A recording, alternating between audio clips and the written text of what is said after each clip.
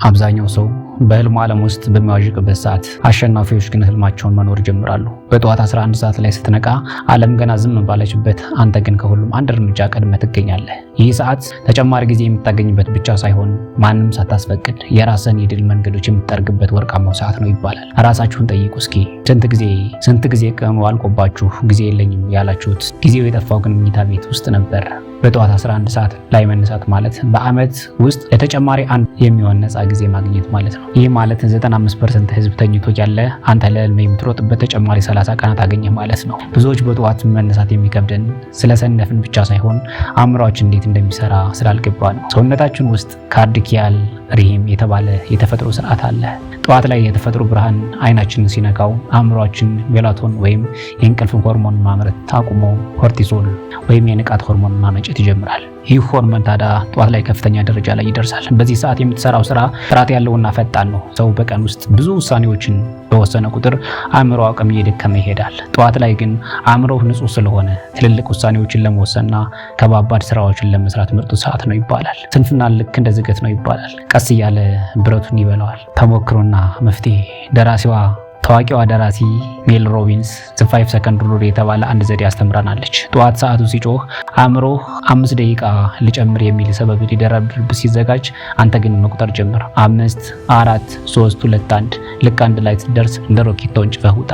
ለምን? ምክንያቱም አእምሮ ሰበብ ለማግኘት 5 ሰከንድ ብቻ ነው የሚያስፈልገው። ያችን 5 ሰከንድ ካሸነፍክ አሸነፍክ። ስንፍናን የምታሸንፈው በስሜት ሳይሆን በተግባር ስለሆነ ወይም በድርጊት ስለሆነ ትለናል። ስሜትህ ተኛ ይልሃል፣ ዲሲፕሊን ግን ተነስ ይልሃል። ታዲያ የመልካም ልምዶች ኃይል ምን ይመስላል? እዚህ ላይ ስኬት ማለት ድንገት የሚመጣ ኃይል አጋጣሚ ሳይሆን የዕለት ዕለት ተነሳሽነትን ልምዶች፣ ትናንሽ ልምዶች ውጤት ነው ይባላል። አንድ ድርጊት ደጋግመህ ስታደርገው በአንጎል ውስጥ የነርቭ መስመሮች ኒውራል ፓስዌይ ይፈጥራል።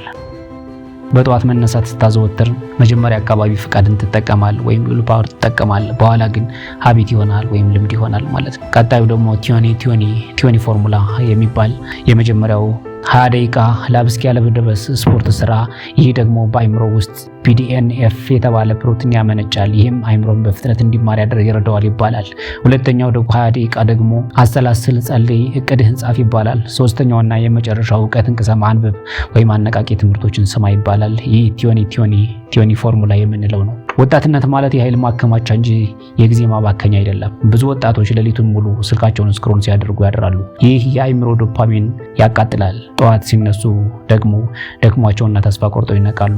ወጣቶች ሆይ በጠዋት መነሳት ትልቅ የኢኮኖሚ ጥቅም አለው። ጸጥታ ባለበት ሰዓት የምትሰራው ስራ ጫጫታ ባለበት ከምትሰራው ስራ 4 እጥፍ ይበልጣል ይባላል። በወጣትነት በጠዋት የመነሳት ስርዓት ካለ በ30ዎቹና በ40ዎቹ እድሜ ስትደርስ ከአንተ እኩል የጀመሩ ሰዎችን ረጋችሁ ትገኛለህ። አንተ ዛሬ የምትዘራው ዘር የነገ ማንነት ነው ይባላል። ስለዚህ ከእንግዲህ በወዲህ ሁላችሁም ይህንን ሰምታችኋል።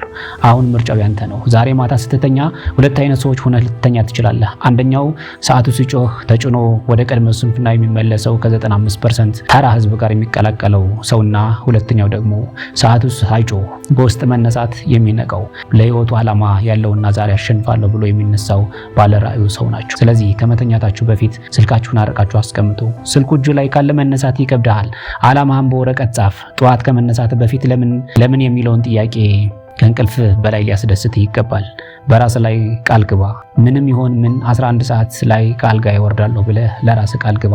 በመጨረሻ የምልህ መልእክት ታላቅነት የሚጀምረው በአልጋ ላይ በምታደርገው ትግል ነው። ያንን ትግል ካሸነፍክ ዓለምን ታሸንፋለህ። ነገ ጠዋት ፀሐይ ሳትወጣ አንተ ቀድመህ አሸንፈህ ጠብቃት። ንጋቱ ያንተ ነው፣ ብርሃኑም ያንተ ነው፣ ስኬቱም ያንተ ነው።